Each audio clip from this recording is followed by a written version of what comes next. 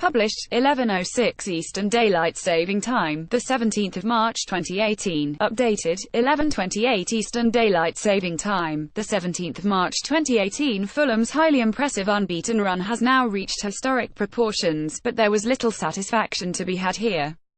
Tossing away a two-goal lead and a position of absolute control to draw with local rivals Queen's Park Rangers made this feel like a defeat.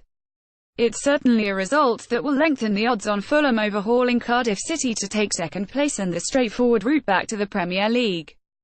Fulham went ahead on the 31st minute through Tom Cairney as they dominated the game. They are destined for the playoffs and, as we saw last season when they lost in the semi-finals to Reading, there are no guarantees there.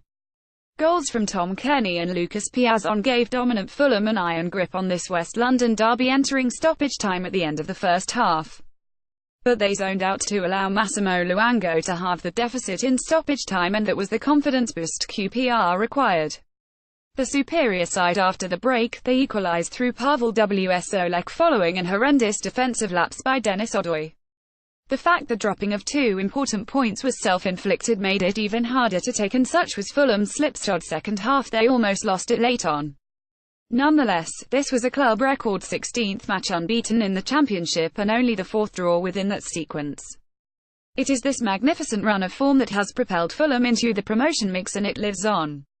Queen's Park Rangers came back from 2-0 down to draw 2-2 with a Pavel Wsolek equaliser. Fulham: Bettinelli, Fredericks, Ream, Odoi, Targett, McDonald, Cairney, C. Font 79, Johansson, Piazon, Ait 69, Mitrovic, Sessegnon, Ojo 79, substitutes not used: Button, GK, Christie, Norwood, Kamara. Scorers: Cairney 32, Piazon 45, booked, Targett, Mitrovic. Queen's Park Rangers: Smithies, Furlong, Anua, C. Lynch, Bidwell, Wsolek, Lunomo, Freeman, Manning, Cousins 74, Smith 69, Smith, Washington 69, substitutes not used: Ingram, GK, Baptiste, Perch, Osei Samuel. Scorers: Luango 45-3, Wsolek 81, booked, Luongo, Cousins, Lynch. Referee: Chris Kavanagh, Lancashire. Attendance: 23,347. By reaching 16 unbeaten, they exceed the 15 unbeaten achieved by Kevin Keegan's side in the 1998-99 promotion campaign from the old second division to the first. Maybe that will prove an omen yet. It wasn't exactly surprising to see QPR set up with 8 or 9 men behind the ball. Although the visitors' confidence had been raised by wins over Sunderland and Aston Villa this week, the prospect of facing Fulham, their slick passing game and long unbeaten run giving them a certain aura, is a daunting one. But Ian Holloway's masterplan to stifle Fulham's threat through 2 banks of 4 and a quick press was almost ruined inside 4 minutes.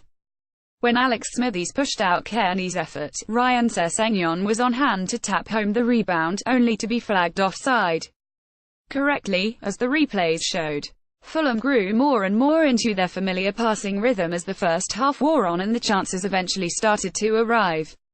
Alexander Mitrovic, successfully handled by QPR's centre-backs for most of the match, saw a shot deflected over the top before Sessegnon headed directly at Smithies. Alexander Mitrovic gets involved in a confrontation with QPR's Darnell Furlong on Saturday. Nedum Onuoha thought it was all over when his side went 2-0 down in the first half and 32 minutes, the pressure finally told. Stefan Johansson advanced on the right and tucked a pass infield to Cairney. The captain had 3 options to his left, but, as the Rangers defenders willingly backed off, he swept a marvellous left-footed shot into the bottom corner from 25 yards. At times after that, Fulham lived up to their Barcelona of the Championship nickname. Their incisive passing, especially involving Sessegnon and Matt Targett down the left, Cairney and Piazon willing outlets, was outstanding. From one such passing move, and there must have been 20 passes at least, Mitrovic prodded wide under pressure from a Targett delivery.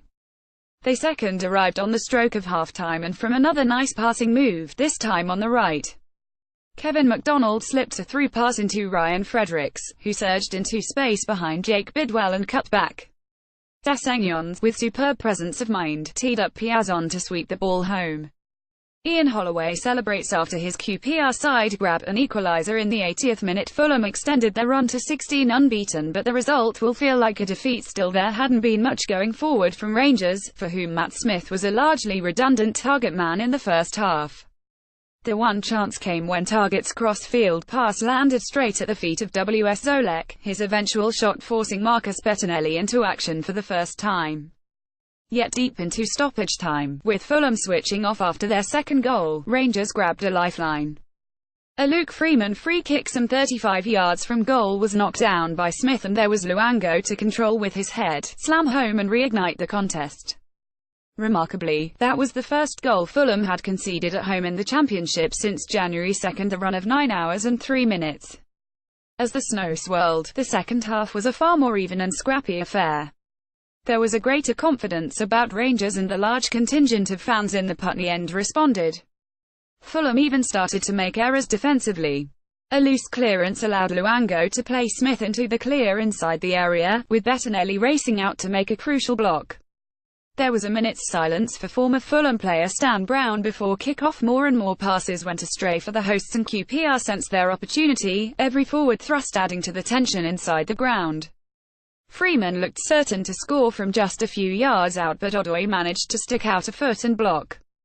Fulham might have sealed it when Mitrovic, completely anonymous in the second period, was played through over the top, but Smithies beat him to the ball, Floyd Ayite firing the follow-up wide. It proved costly. For reasons known only to himself, Odoi dawdled while trying to play the ball out of defence and had it nicked off him by W.S. Zolek. All the Pole had to do was break through on goal, and his finish was unerring, a crisp shot beyond Bettinelli into the corner. Fulham's bench and supporters watched on in utter disbelief. It might have been worse. Bettinelli saved late on from Bidwell and honours were shared. Fulham looked destined for the playoffs again, with Cardiff 7 points clear and yet to play.